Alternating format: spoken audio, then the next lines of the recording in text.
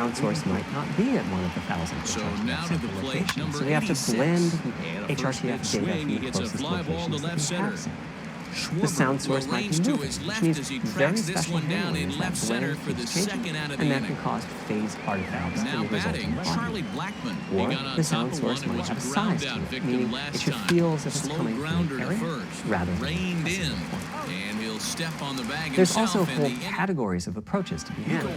3D audio can be implemented using individual processing of 3D sound sources. But alternatively, ambisonics can be used for 3D audio. Ambisonics being somewhat like spherical harmonics used in computer graphics. And finally, there's audio devices. The player might be using headphones or TV speakers or have a higher-end surround sound setup with 6 or more speakers, all of which need different approaches. That's a lot of variation. It's nice to have the computational resources of the Tempest engine, but it's clear that achieving our ultimate goals with 3D audio is going to be a multi-year, step-by-step process. Having said that, headphone audio implementation is largely complete at this time. It was a natural place for us to start. With headphones, we control exactly what each ear hears, and therefore the algorithmic development and implementation are more straightforward.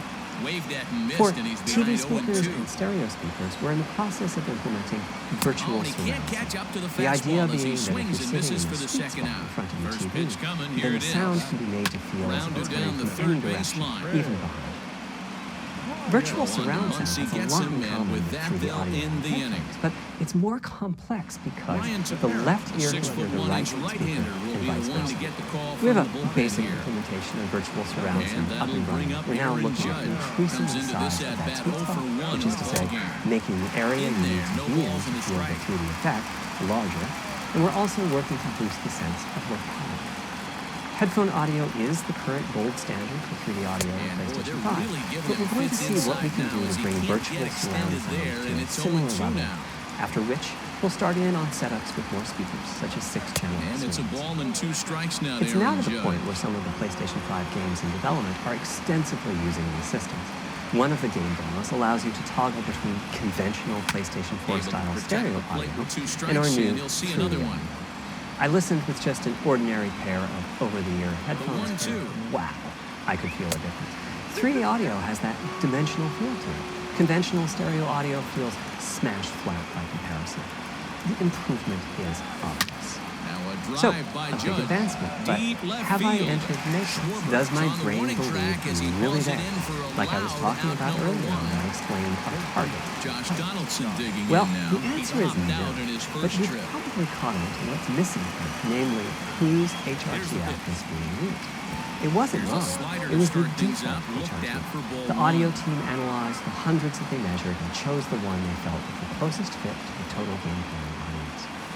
This shows up a piece of the default HRTF on the left and my HRTF on the right. You can see that the general features are much the same, but the details are quite different. With the default HRTF, as I said, the 3D audio sounds pretty great. When I use my HRTF, though, the audio reaches a higher level of realism, which is to say that when using headphones and my HRTF, I occasionally get fooled and even think the sound is coming from the real world when it's actually coming from the corollary to this is that there are a few people whose HRTFs are sufficiently far from the default HRTF. That's the red dot here, that they can toggle between PS4 style and PS5 style audio and not sense much difference. I've had a few people describe the PlayStation 5's 3D audio as sounding like a bit better stereo audio. Presumably, they're the ones at the very edges of the spectrum. Which means, what HRTF you're using is key. I'd like everyone to be able to experience what I'm experiencing, but obviously it's not possible to measure. He's going to be thinking about that pitch all night if he doesn't have a big that game means right HRTF selection and shoulder and synthesis are everything going to went be with big it. topics going forward as the Tempest technology matures. At PlayStation 5 launch, we'll be offering a choice of 5 HRTFs. There's a simple test where you pick the one that gives you the best fit. That's just the first step, though. This is an open-ended research topic. Maybe you'll be sending us a photo of your ear, and we'll choose a neural network to pick the closest HRTF in our library. Maybe you'll be sending us a video of your ears and your head, and we'll make a 3D model of them synthesized with HRTF. Maybe you'll play an audio game to tune your HRTF. We'll be subtly changing what you play and home in on the HRTF that gives you the highest score, meaning that it matches you perfectly. This is a journey we'll all be taking together over the next few years. Ultimately, we're committed to enabling everyone to experience that next level pitch. By the time you realize it's in the zone, it's Hopefully, too late. I've been able to illustrate a bit about our design and decision-making process today, and why PlayStation 5 has the future set. Now comes the fun part. We get to see how the development community takes advantage of that feature. I'm hoping for the complete realism. Will it come from audio, ray tracing, the capabilities of the SSD, or something else? I guess we'll find out soon. And here's a swing and a miss as he Thank falls you behind for your nothing time in 2. today. High fly ball out to straightaway center. McCutcheon is under it. He makes the catch, and the winning run is left stranded. New inning set to get underway. Now at the plate, Andrew McCutcheon. He flew out in his last at-bat. Ready with the first pitch. Here it comes. And this is popped fouled off to the right and back into the seats. The 0-1 delivery. Oh, and look at this. High in the air and deep. And when this ball comes down, they'll have taken the lead. Home run.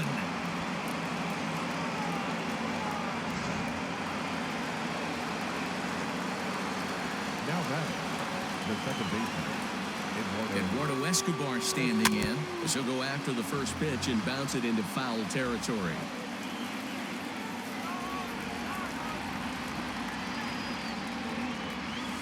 Pulls this one into the air out into right field. Hayward on the run. He's there and records the first out.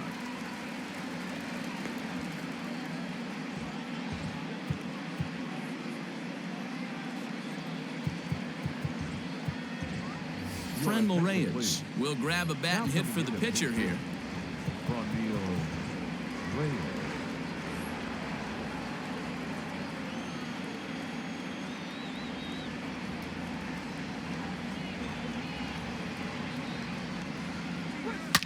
Hit hard on the ground is short. Baez has it. And there are 2 away now. Here now is Trey Turner. It was a single for him in his last at-bat. He's set. Here it comes. Hit in the air to right field.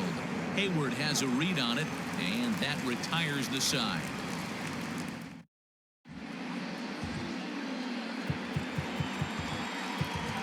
Corey Knebel, the 6'4" right-hander, comes in out of the bullpen to do the pitching. Stepping in, David Bodie. So far, 0 for 1 with a flyout. Hit hard to the right. That's taken. Now it's 0-2. Swing and a miss, and that'll get a groan from the home supporters here. 1 away. Ian Happ will get the call here as he'll hit for the pitcher. Oh, and that one slung through the strike zone that time at 98. 0-1. A swinging strike, and now it's 0-2. It's becoming more and more common in today's game to see relievers like this that can run it up there close to 100 miles per hour. But it's so fun to watch it. He blew it right by him there. Grounder down the line at third. But this is a foul ball as the count holds steady at 1-2. Nope. Here's a fastball in on the fist, and that'll even things up at 2-2. And that's low, so a good eye there as he works the count back full. You can certainly tell at-bats like this one frustrate the heck out of a pitcher. But you got to find a way to stay composed and execute your plan. So it was a strikeout looking there. Ian Happ becomes the second out in the bottom of the 5th. Throw in time, and the ball game is over. Well, that's a huge win. They came in here and said, hey, we're taking over. And that's exactly what they did. The stronghold is theirs. Pitching and defense game 2-1, the final score this afternoon. The Raptors used a nice 5th inning to take the lead, and they never gave it back. Chad Green is the winning pitcher of record. So that just about does it. For Mark DeRosa, Dan Plesac, and our entire crew, I'm Matt Vasgersian. You've been watching MLB The Show. For more, make your way on over to theshownation.com.